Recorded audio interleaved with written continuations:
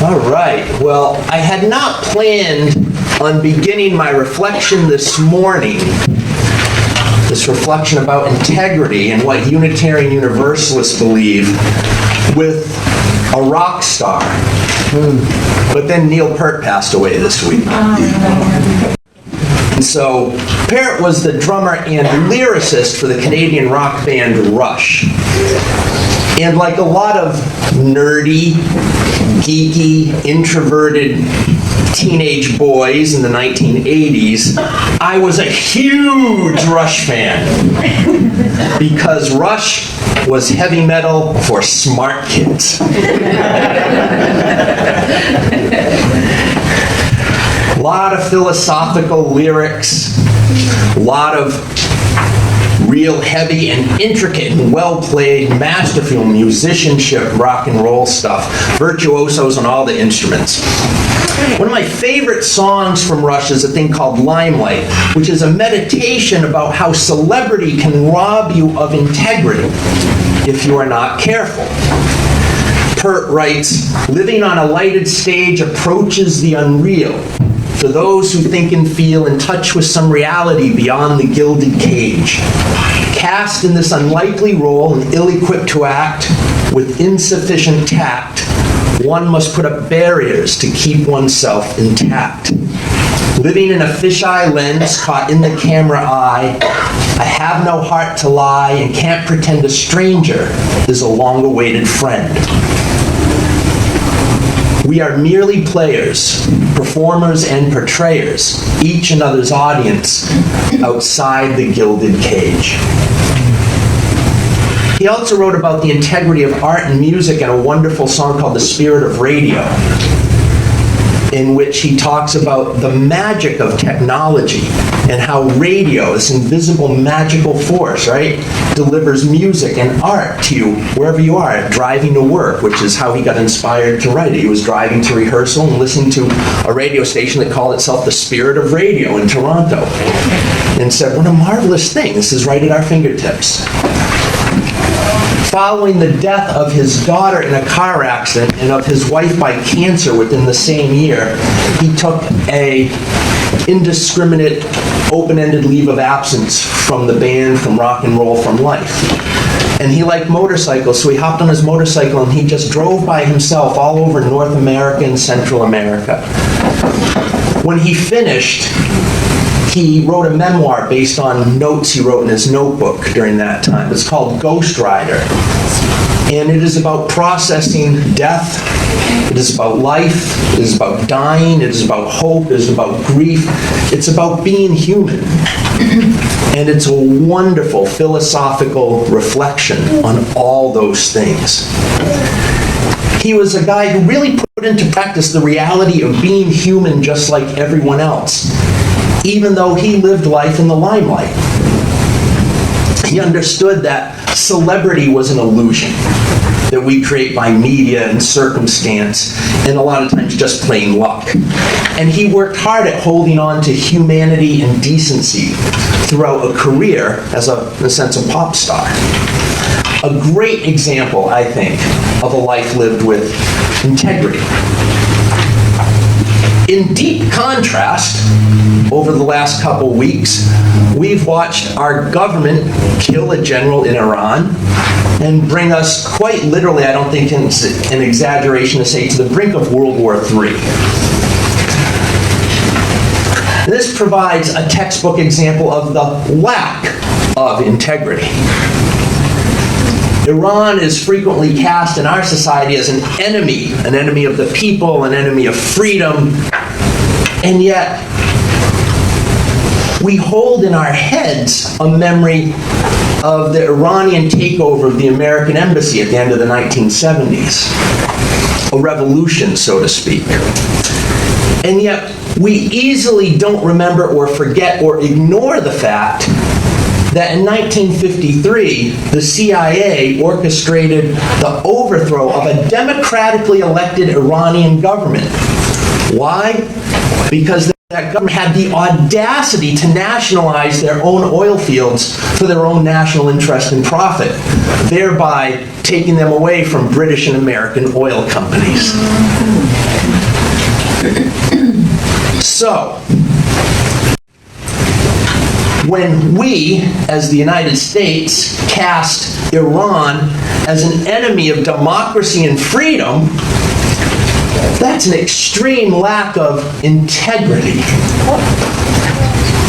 Because integrity, as we've said, is that state of being where the values and ideals you hold on your inside are reflected in your actions, in your words, and your living on the outside.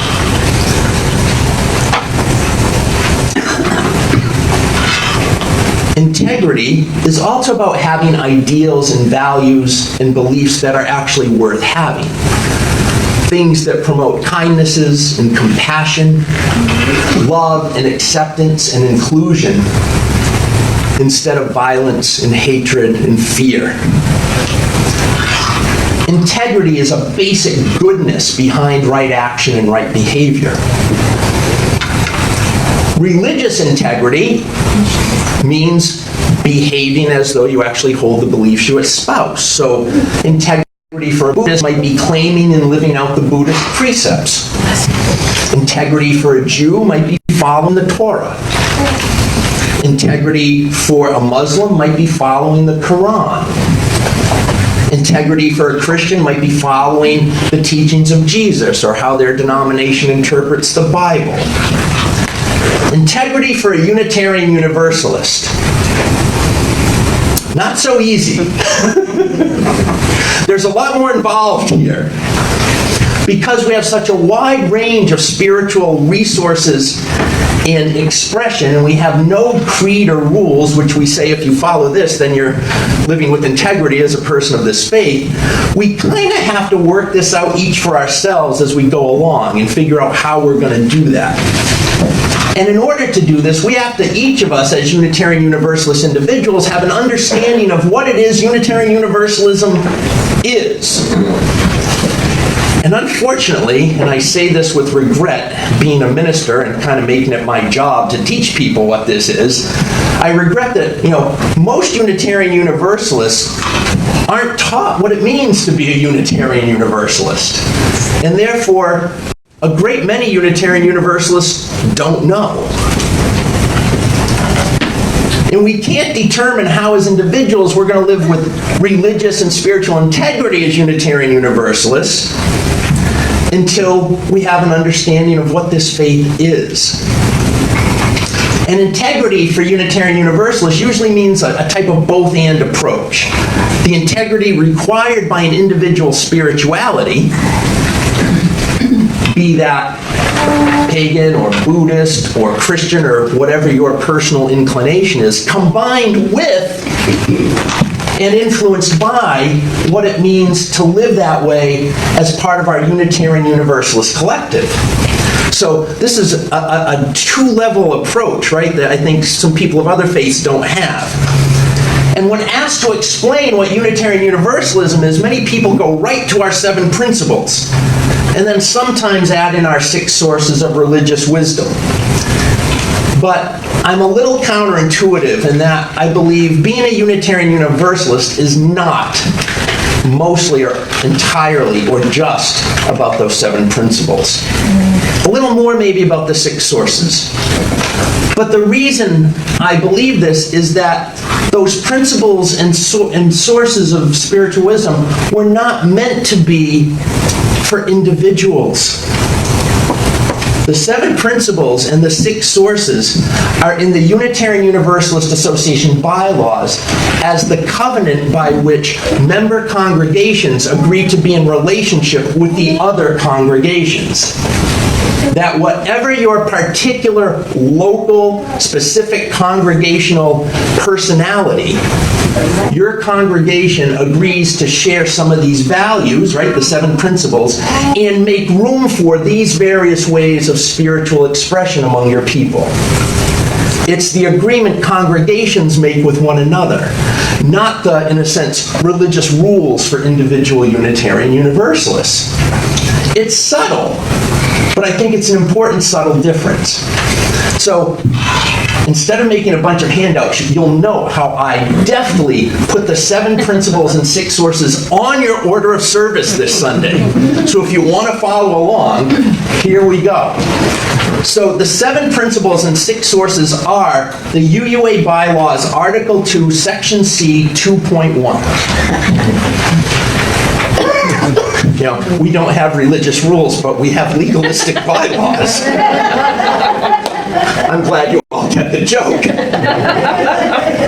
Which says, we, the member congregations of the Unitarian Universalist Association, covenant to affirm and promote the inherent worth and dignity of every person, justice, equity, and compassion in human relations, acceptance of one another, and encouragement to spiritual growth in our congregations, a free and responsible search for truth and meaning. We always focus on the free, sometimes we lack the responsible part. The right of conscience and the use of the democratic process within our congregations and society at large. The goal of world community with peace, liberty, and justice for all. And respect for the interdependent web of existence of which we are all a part. And every single open-minded, good-hearted, justice-seeking, inclusive, environmentally aware group in the world shares all or some of these 7 principles. There is nothing specifically religious, theological, or spiritual about them. They are well and good. I like them. They are part of what frames my life, of how I try to be. But they are not alone what makes us religiously and spiritually a Unitarian Universalist. That identity comes from matching these with our 6 sources and with another set of guidelines that have come to be called the 5 smooth stones of liberal religion. Notice how you were deftly each giving 5 stones this morning. So you can take out your manipulatives when we get there if you want to. So our sources tell us that we value spiritual wisdom from the direct experience of that transcending mystery and wonder affirmed in all culture, which moves us to a renewal of the spirit and to an openness to the forces that create and sustain life. Words and deeds of prophetic people which challenge us to confront powers and structures of evil with justice, compassion, and the transforming power of love. Wisdom from the world's religions which inspire us in ethical and spiritual life. Jewish and Christian teachings which call us to respond to God's love by loving our neighbor as ourselves. And humanist teachings which counsel us to heed the guidance of reason and the results of science and warn us against, and this might be my favorite phrase in all of this, idolatries of the mind and spirit. I love that. Spiritual teachings of earth-centered traditions which celebrate the sacred circle of life and instruct us to live in harmony with the rhythms of nature. All of our member congregations will have as values these 7 principles and will define these 6 spiritual sources of wisdom as, in a sense, the religious boundary or playing field for whatever our particular local incarnation of Unitarian Universalism. So if we step back a second, we're going to notice that by bylaw, you cannot be a Unitarian Universalist Association congregation and think white people are superior to other people and refuse to engage dismantling white supremacy culture because, principle 1, period. By bylaw, you cannot be a climate change denier because principles 5 and 7. By bylaw, you cannot say that you don't allow or don't use the word God or Jesus or Christ in your congregation, because source 4. By bylaw, you can't say you don't allow atheists in your congregation, because source 5. And note that the words atheist and atheism are never mentioned in the Unitarian Universalist bylaws. Not once. Ever. The word human is used, and that may or may not mean atheism. Our religious tent is huge. It's very big. But as big as that tent is, it's still entirely possible to take a step outside, not be under it, and get sunburned or rained on. It is not totally inclusive. You cannot believe whatever you want. That's not how this works. It has boundaries. It has a playing field marked out. Even if your particular spirituality happens to be Christian, you cannot, as a Unitarian Universalist with Christian spirituality, say non-Christians are going to hell or are evil. You can't. Even if your spirituality is humanist or atheist, it doesn't mean you can say all Christians are superstitious, politically conservative, evil morons. Not allowed, because of our principles and sources.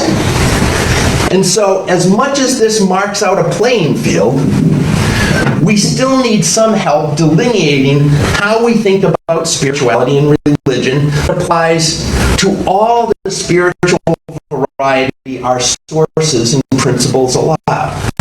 And this is why I'm a particularly big fan of James Luther Adams' 5 Smooth Stones. The idea of the 5 Smooth Stones comes from an essay Adams published in the mid-20th century called Guiding Principles for a Free Faith.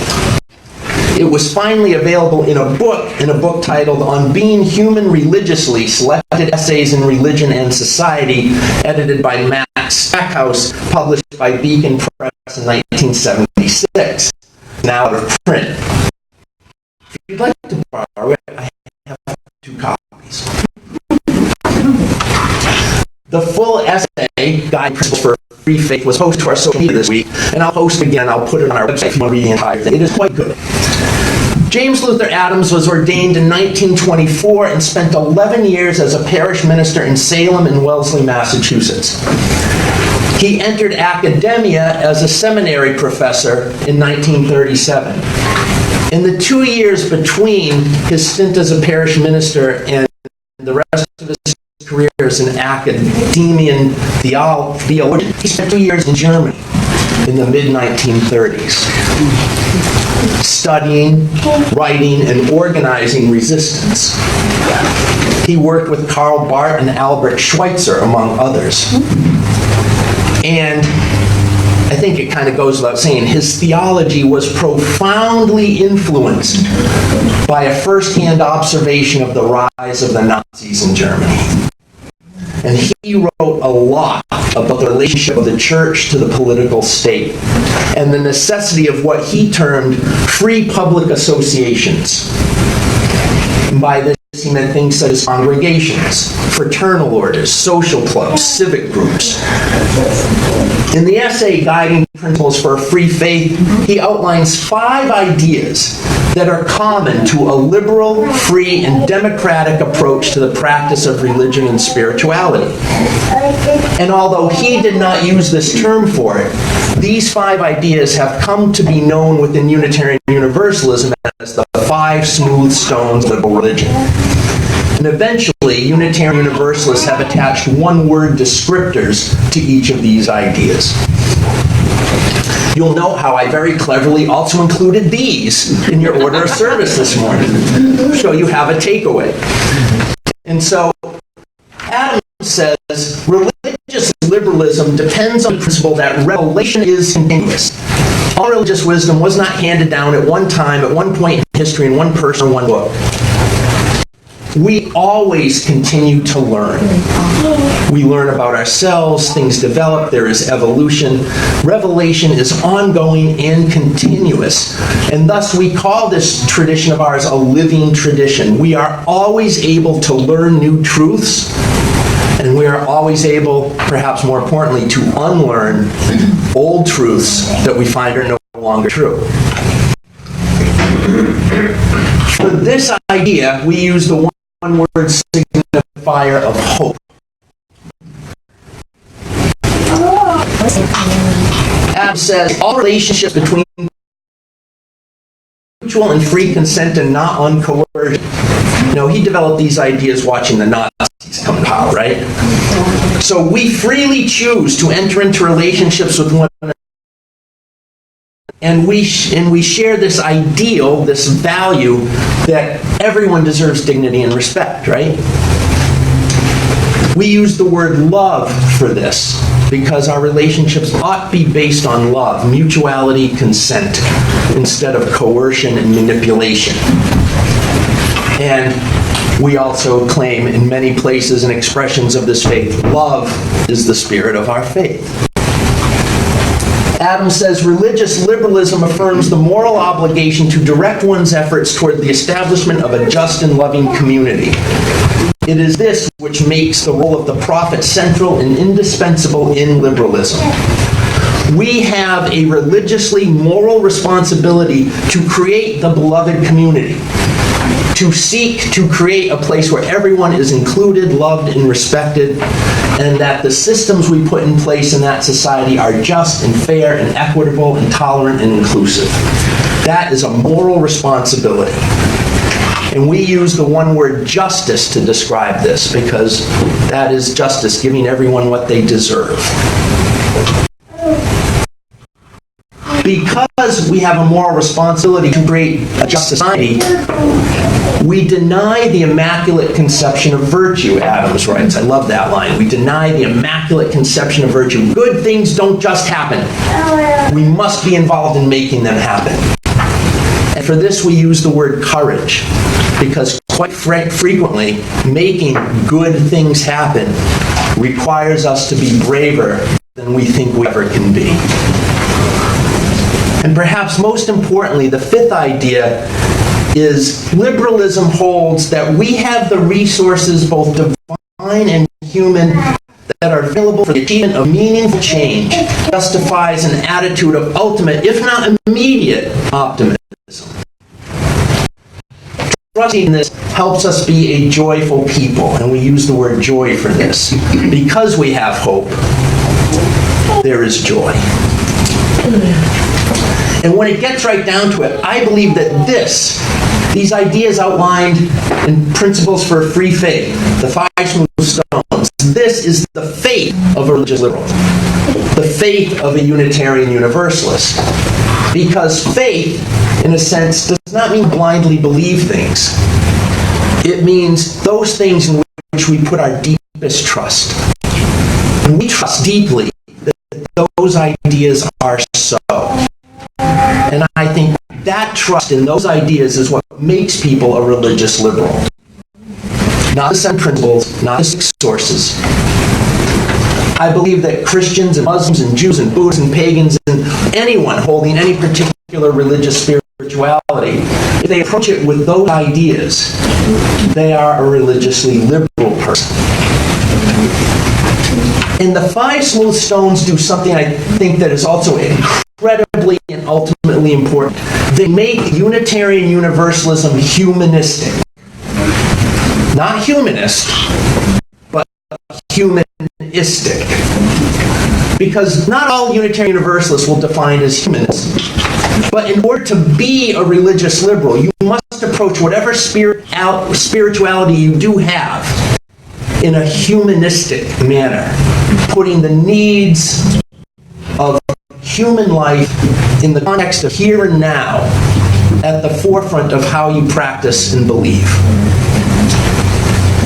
You can be a humanistic Christian. In fact, most of the mainline churches now are, officially anyway. Right? You can be a humanistic Jew. Many Jews are. Right? Especially Reform and Reconstructionist Jews, and many others as well. You can be a humanistic Muslim, and a humanistic pagan, and a humanistic Buddhist. You don't center religious spirituality on an afterlife that may or may not exist, or on hopes of a future that may or may not come to be, or trust in the powers of something beyond us that are supernatural instead of integrated, all of one existence and one universe and one being somehow. The 5 smooth stones describe liberalism and humanistic approach. And this approach is native to Unitarian Universalism. It is the work of a Unitarian minister. Before there was Unitarian Universalism, he was a Unitarian. And we share these ideas and this approach with anyone who claims to practice religion in an open-minded and reasonable way. In the last few days since Neil Peart passed, I've thought a lot about one of his songs, Free Will, and kind of encapsulates a lot of this humanistic UU approach to religion. He writes about, there are those who believe that life has nothing left to chance. A host of holy horrors to direct our aimless dance. A planet of playthings, we dance on the strings of powers we can't perceive. The stars aren't aligned, or the gods are maligned, and blame is better to give than receive. This is an approach that resonates with the humanistic approach to religion, right? There are those who think they've been dealt a losing hand and the cards were stacked against them. All's preordained, prisoners in chains, victims of venomous fate. Kicked in the face, we pray for a place in heaven's unearthly estate. Right? It's the contrast between a humanistic approach to religion and an otherworldly, unreasonable, however you want to think of it, approach to religion. So trusting in the 5 stones to be true, we follow a particular personal spiritual path within the boundary of the playing field of 6 sources and espouse values matching the 7 principles. So I would say, when people ask you, what's Unitarian Universalism, when you tell them you're a Unitarian Universalist, you can say things like, well, remember your 5 stones, right? It's 5, 6, 7. 7, 6, 5. 5 stones. We are people that emphasize and believe in hope, love, justice, courage, and joy. It's that simple. If they want to get in discussion with you about what the details of that mean, you can take today's order of service with you in your pocket. You can tell them we draw spiritual wisdom from the mystery that's called the great mystery and wonder of existence, prophets and do-gooders, the science and reason in the natural world. You don't need to use a lot of verbiage to convey what Unitarian Universalism is. You can tell them we value each other. We value every human life, democracy, peace, and justice, living in community, freedom, in the natural world. It doesn't take a lot of verbiage to explain to people what we are and what we believe. These things taken together, the 7, 6, 5, the 5, 6, 7, describe who we are, what we believe. The 7, the 6, and the 5 provide an integrated, holistic worldview out of which we operate, and at the same time toward which we aspire to create. We live and find ourselves in a postmodern world. There are no privileged vantage points, we have discovered. Much of what we once thought of as right and reasonable and the correct way to do things, all those things are themselves conditioned by social location and power and privilege. We are learning that even in the world of science, things in this universe are not always reasonable and ordered. Quantum leaps, chaos, right? Strings. I mean, there's all kinds of stuff going on here, right? Dark matter. Things that seemingly don't fit in with everything else we figured out about physics. They don't all work yet. There's no grand unification theory yet, right? We must have, as Walter Wink says, an integral worldview. Body, mind, spirit are all integrated. There is no natural and supernatural. There is just one intricately intertwined, divine and holy milieu in which we exist. He developed this idea for a lot of thinkers and philosophers: Alfred North Whitehead, Matthew Fox, Thich Nhat Hanh, Jungian analysis. He says we're all come together and realize this is all one interconnect. We would now say intersectional in some ways. Existence we have to learn to live in. We know that we live in a mess of interconnected and complex natural and political and social systems. We know that there's no separation of heaven and earth, that it's all part of one thing. People will say, as Unitarians, we believe as everything comes from one source, and as Universalists, we all end up in one same place together, whatever that is, we're all included. In this postmodern, interconnected, open source, no privilege vantage point world, the 5 stones, 6 sources, and 7 principles form a map we can follow. Whatever our particular particular personal spirituality to navigate a life full of integrity. A way to measure ourselves as a person of faith. Do we live into and act out of these things or not? And I'd like to lay this on you this one, so hang with me for a second. I also believe that integrity requires something very important. Repentance. In the Greek New Testament, the word that we translate repentance is metanoia. Meta means in addition on. And noia comes from the same root word as knowledge. In the universe. In mind. Thus, metanoia, or repentance, means to go beyond. If we are to live with integrity, we must go beyond what we once thought of as our personal boundaries. We must establish for ourselves what our values and ways of behaving are going to be. We must not be held back by old conceptions of a reality and a worldview that is not integrated. We need to go beyond just thinking ourselves. It is not about, oh, forgive me, repentance that I didn't live up to some idea somebody else set down as the only way to do it.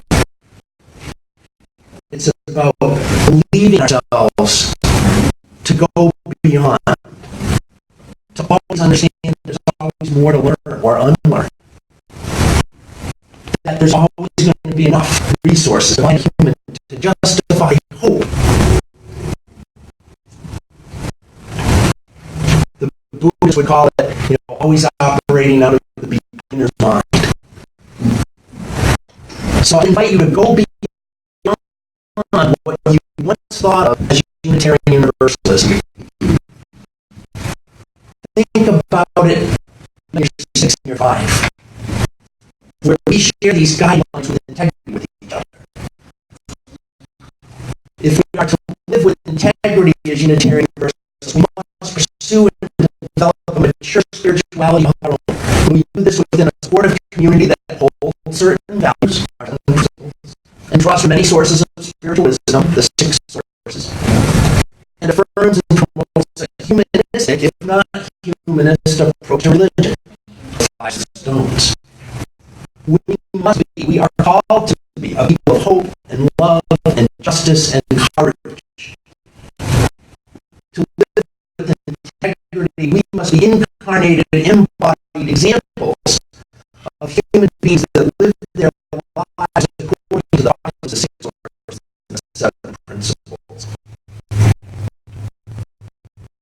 And as a map for living with integrity on this human journey, these things are a fantastic option. And I believe that with integrity and having the spirit and license of support in religious communities is important, because each of us, as he says, is self-aware and imperfect and incomplete.